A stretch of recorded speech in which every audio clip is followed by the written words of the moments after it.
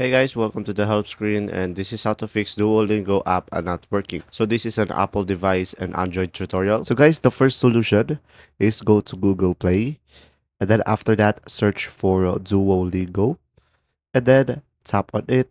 So guys, from here you will be able to see if there is an update, and make sure you have the latest version of the app.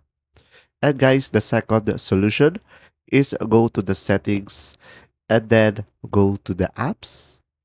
And then after that, search for Duolingo. So just tap on it.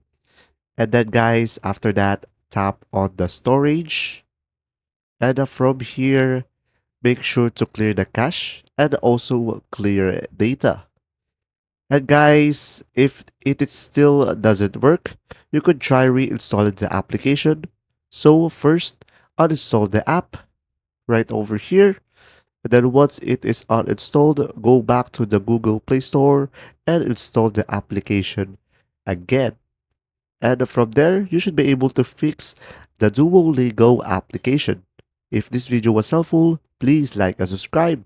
And thanks for watching, guys. See you.